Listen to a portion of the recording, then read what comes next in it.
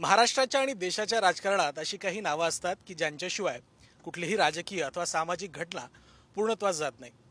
महाराष्ट्रात अशी काही महत्त्वाची नावं आहेत। त्यातलंच एक नाव म्हणजे केंद्रीय मंत्री नारायण राणे। सध्या नारायण राणे रत्नागिरी आणि सिंधुदुर्गच्या लोकसभा निवडणुकीच्या प्रचारात रिंगणात उतरलेले। त्यासाठी आज प्रचाराचा अखेरचा 2 दिवस बाकी आहेत, त्यातला आज प्रचाराचा दिवस आहे। आपल्यासोबत स्वतः दादा आहेत। दादा, पुढारीमध्ये आपलं स्वागत आहे। तुम्ही संघर्ष आजपर्यंत केलात, 40 वर्ष तुम्ही शिवसेनेत होतात, 50 वर्ष तुम्ही राजकारणात आहात। या निवडणुकीत नारायण राणे म्हणावे तितके आक्रमक दिसले नाही असा आरोप सातत्यानं होतो। सातत्यानं तुम्ही कोणाविरुद्ध दाखवा, इथे कोणच नाही आहे, वन साइड आहे। मी वन साइड निवडून येणार, मला विरोधक कोण नाहीये। आता कालचे ते सभेमध्ये एक वाक्य बोलला, त्याला मी उत्तर शब्दामध्ये नाही देणार। त्याला तसं उत्तर शब्दामध्ये न देता त्याला माहिती आहे मी कसं उत्तर देण्याची माझी पद्धत आहे। बस त्यामुळे बाकी सगळं माझं एकदम चांगला वाताना प्रचार चालू आहे, लोक माझ्या बाजूनी आहेत। त्यामुळे असं काही वाईट करण्याचं हेतूही माझा नाहीये। खरं तर प्रचारामध्ये तुम्ही सुरुवातीपासून आघाडी घेतली होती, जवळपास नाव घोषित होण्यापूर्वीपासून तसे संकेत तुम्हाला मिळत होते, त्यामुळे तुम्ही प्रचाराला अगदी पूर्वीपासून सुरुवात केली होती।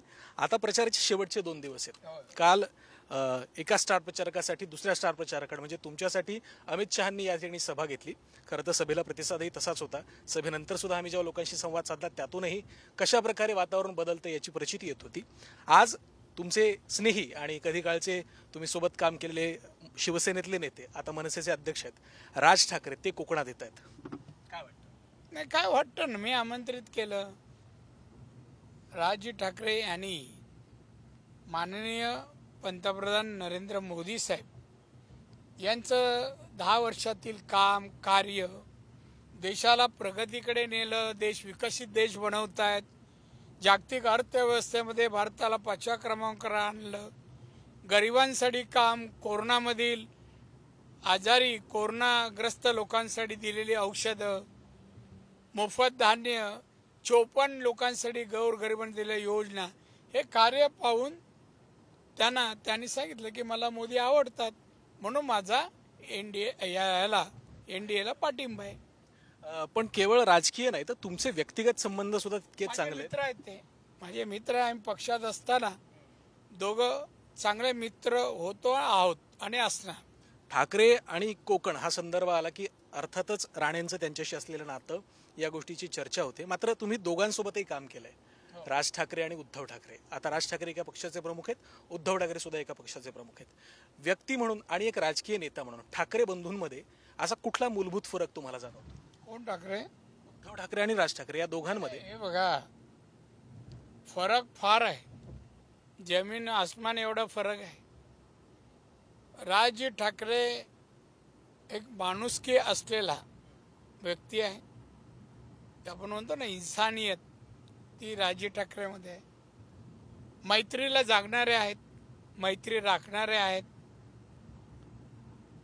नातं कसं असावं आणि कसे पावित्र्य पाळावं हे राजना कळतं। राज चांगले पॉलिटिशियन आहेत, राजकारणाचा त्यांना चांगला अभ्यास आहे, त्याला चांगलं वक्तृत्व दिलं आहे। आणि दुसरं म्हणजे ते लोकांची भावना, लोकांचे प्रश्न चांगले त्यांना अवगत आहेत। आणि म्हणून एका बाजूला राज ठाकरे आणि उद्धव ठाकरे तुलनाच होऊ शकत नाही हो। उद्धवला काहीच येत नाही, ABCD पासून राजकारणात तर माहीत नाही। मग हिंदुत्वाशी गद्दारी करून त्यांनी काँग्रेस आणि राष्ट्रवादीवर जाऊन मुख्यमंत्रीपद घेतलं। राज ठाकरे अशा चुका नाही करणार। माननीय बाळासाहेबांना ते जीवाच्या पलीकडे मानत होते, रिस्पेक्ट करत होते। त्यांची आयडिओलॉजी कोणी फॉलो केली तर राज ठाकरे यांनी। आणि उद्धव ठाकरे हा क्रिकेट माणूस आहे, माणूस पण नाही, ना कोणाची ओळख नाही, ना मित्र नाही, ही आजची परिस्थिती आहे। आणि म्हणून मला सांगायचं वाटतं की या निवडणुकीत उद्धव ठाकरे जे आले ते दाखवायला की शिवसेना आजही कोकणात आहे, कोकणात शिवसेना नाही। राणेला ज्या दिवशी काढलं शिवसेनेतून त्या दिवशी कोकणी माणूस चिडून उठला आणि आता जर असं वाक्य माझ्याबद्दल बोलला असेल तो कोकणी माणूस त्यांना धडा शिकवेल. काल एक संदर्भ कालच्या सभेमध्ये आला की कोकणचा कॅलिफोर्निया ही घोषणा अनेक वर्षांपासून कोकणामध्ये प्रचलित झाली, महाराष्ट्राने सुद्धा पाहिली. तेव्हापासून आजपर्यंत कोकणात असा काय मूलभूत फरक झाला विकासात्मक दृष्टीने आपण पाहिलं तर जे आपण सांगू शकतो? कोकणाचा इन्फ्रास्ट्रक्चर बघा, देशात किंवा राज्यात कुठेही नाही. रस्ते, पाणी, वीज, शाळा, आरोग्य, शैक्षणिक पण दर्जा इथे उंचावला आहे. इथे 10वी-12वीचे रिझल्ट 80-90% लागतात. विमानतळ आहे, चौपदरी रस्ता आहे, समुद्रकिनारा 121 किलोमीटरचा, आणि त्यामुळे प्रगती कोकणात दिसते आहे. आणि थोड्या दिवसांनी इथे उद्योगधंदे आल्यास की एक प्रगतिशील आर्थिक सुबत्ता असलेला कोकण लोकांना पाहायला मिळेल. कितीही नामोल्लेख टाळायचा प्रयत्न केला तरी सुद्धा विरोधी पक्षातल्या लोकांकडनं, विशेषत्वानं तुमचे जे प्रतिस्पर्धी आहेत विनायक राऊत, जे विद्यमान 2 टर्मचे खासदार, प्रतिस्पर्धी अशा लोकांना मी मानत नाही.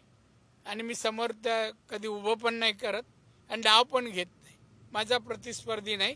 तुम्हाला निवडणुकीला दिसेल किती मताधिक्याने ते हरतील. ते काल सभेनंतर एक घटना घडली. खरं तर त्याची माध्यमांमध्ये भरपूर उशिराने चर्चा झाली.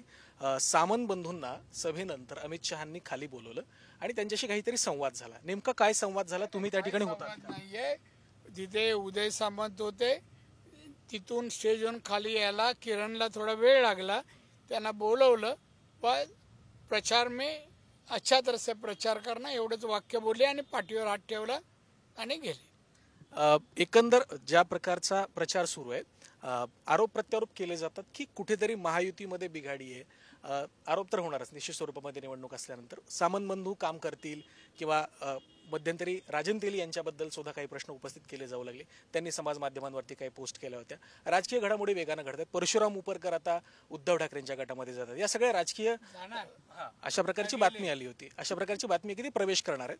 या सगळ्या राजकीय घटना घडत असताना याचा भाजपच्या प्रचारावरती काही फरक पडतो? प्रचार कुठलाही फरक नाही.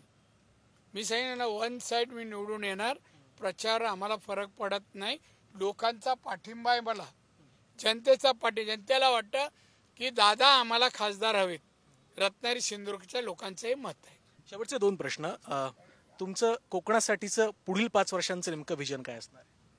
कोकणामध्ये उद्योगधंदे आणावे, कोकणी तरुणांना नोकऱ्या उपलब्ध इथेच द्याव्या, लोकांचं दरडोई उत्पन्न वाढवावं, आर्थिक सुबत्ता या कोकणात यावी आणि कोकण एक समृद्ध कोकण, निसर्गरम्य कोकण, समृद्ध कोकण बनवण्याचं माझं मानस आहे. शेवटचा प्रश्न. नारायण राणेंना महाराष्ट्रानं झुंजार, आक्रमक आणि कडवट शिवसैनिक स्वरूपात पाहिलं होतं. मात्र सुरुवातीच्या टप्प्यांमध्ये तुम्ही भावनिक आवाहनं करत होतात. माझी शेवटची निवडणूक आहे अशा प्रकारचं तुम्ही विधान बोललो नाही हो. मात्र माध्यमांमध्ये सातत्याने नाही, तुम्ही स्वतःहून का तयार करता? माझी शेवटची निवडणूक आहे. मी आता शेवटचं मी हे लढाई असं कधी बोललो नाही आणि माझा तो स्वभाव नाही. शेवट बिवट आणि भावनिक आधार घेणाऱ्यापैकी मी एक नाही आहे. आपण एक शिवसैनिक मान्य बाळासाहेबांचा होतो, लढावया शिवसैनिक, पुळचट नाही आणि विकृतही नाही. खूप धन्यवाद आणि थँक्यू सो मच. तुम्हाला तुमच्या मतदानासाठी सुद्धा खूप खूप शुभेच्छा. हे होते नारायण राणे ज्यांनी आपल्याशी मुक्तपणे संवाद साधलाय. व्हिडिओ जर्नलिस्ट सुरेश सावंतसह मी ओम देशमुख, पुढारी न्यूज, मुंबई.